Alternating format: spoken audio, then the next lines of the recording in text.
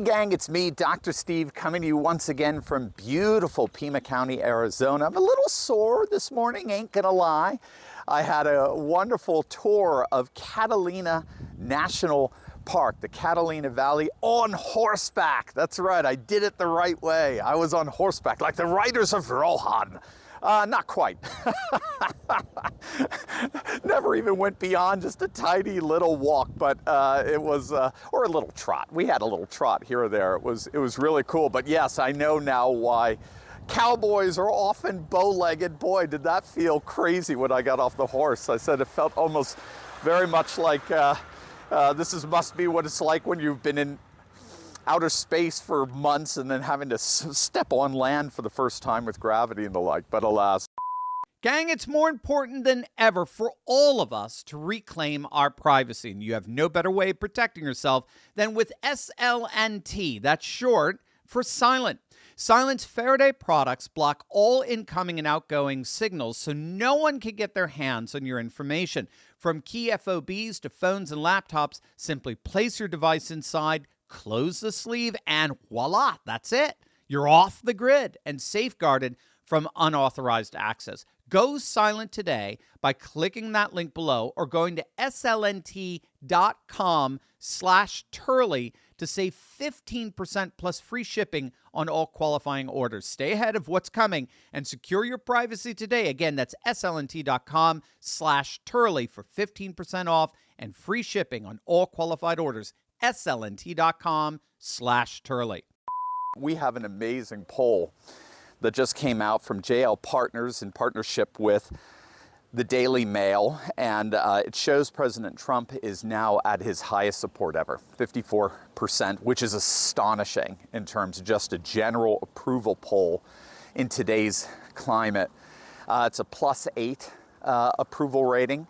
And so what we're seeing here is just something, it's the Trump magic that just continues to deliver after now 2 weeks of 24/7 negative coverage in the media, a barrage of negative coverage in the media for his tariff policy and his economic policy and the market. Oh, the market, it's gone. He's got the highest approval rating he's ever had after all of that. And that's in conjunction too with the new Harvard-Harris poll that just came out showing that Trump is enjoying near supermajority support for virtually every single one of his policies. So we're talking 70+% support for his border policies, 70+% support for his mass deportations, 60+% support for his keeping trans athletes out of sports. Actually, what was interesting was 60% support Doge.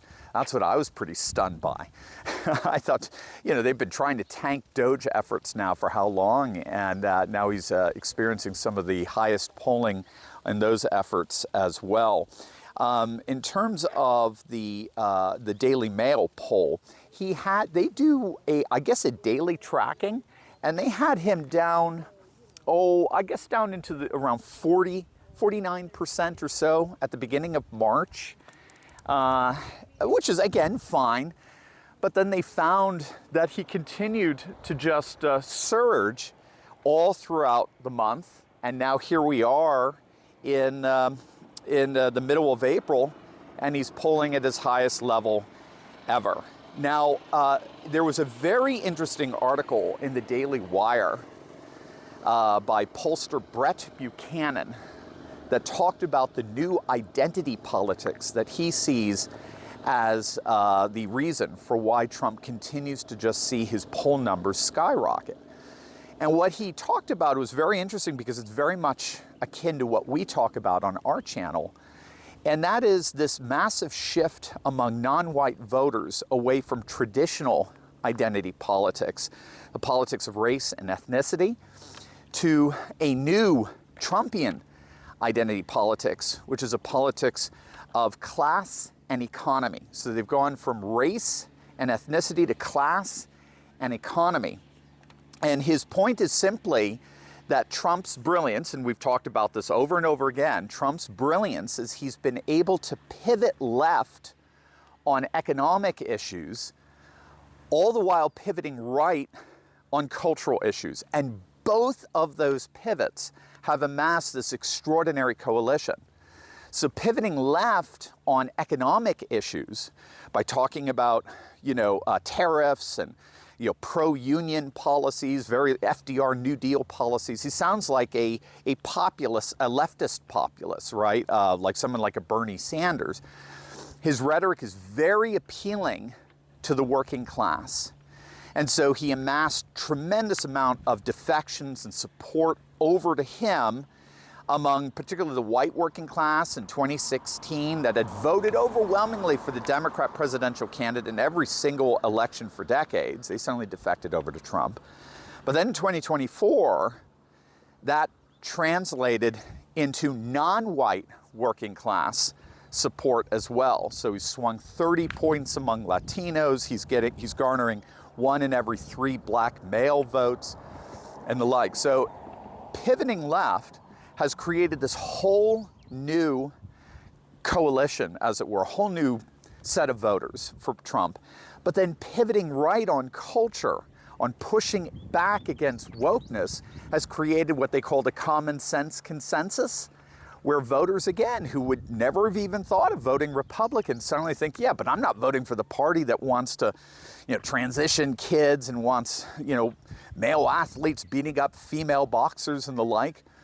So what you end up having is you have this coalition made up of more leftist economic policies, traditionally leftist, populist leftist economic policies, together with very rightist cultural policies that in the end split the left, because half the left thinks wokeness is insane, the Bill Maher left.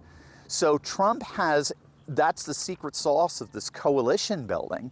He has amassed a coalition, the strength of which we have not seen since FDR and the New Deal. So I think this is largely what's behind his poll numbers just skyrocket, just again, stubbornly skyrocketing as far as the political left is concerned. Speaking of, things could not be worse for the left. They are now doubling down on trying to get what they call a Maryland man brought back into the country who they said was mistakenly deported in this frenzy, this racist, xenophobic frenzy of deportations. This poor Maryland man got caught up in that and was mistakenly deported to the mega prison in El Salvador. And Nayib Bukele was in the Oval Office yesterday, and he was president of El Salvador, and he was asked about that from Caitlin Collins, who are probably the most repulsively leftist, smug, snarky reporters out there. Calling her reporters absurd. And she kept pressing him. When are you going to bring him back? The Supreme Court has ordered you to bring him back. Well, number one, the Supreme Court has not ordered that. I know it's a bit of a semantic game, but they've told the Trump administration that they needed, can't remember the exact words, but they needed to initiate procedures for him to come back, which, means that the ball is entirely in the court of El Salvador to bring him back. He is an El Salvadoran native, and he was a member of the M13 gang. And so what you've got here is you've got the left doubling down on this notion that this guy who belongs to M13, they're trying to convince you that M13 is his voting district. It's his congressional district. Look at these mountains, by the way. Isn't that gorgeous? The topography here is absolutely astonishing. I like it. I like it so much. Good morning. I like it so much more than Maricopa County in many ways, because it's just not as manicured as it were Pima County. Unfortunately, though, Pima County is blue, whereas Maricopa is turning bright, deep red. So anyway, they're trying to convince you that M13 is actually like his voting district, when in point of fact, M13 is the violent gang that he belongs to from El Salvador. And so the legacy media is doubling down on this 80-20 doom loop. It's absolutely astonishing. While Trump is enjoying 80% support, as it were, supermajority support for his policies, the Democrats and the legacy media continue to double down on issues, plant their flag on issues that only the most rabid left-wing lunatics support. And it's killing them. Trump's poll numbers are surging, whereas their poll numbers continue to suffer. And they're going to continue to suffer as long as they continue to double down on these losing issues. These issues that only get approximately 20%, if that, support. So, good morning. How are you? So I think that's what we're seeing. We're seeing Trump continue to surge because he's planted his flag firmly on supermajority issues by pivoting left on the economy and right on culture. All the while the left continues to spiral out of control in an 80-20 doom loop that only guarantees that they will not see power anytime soon.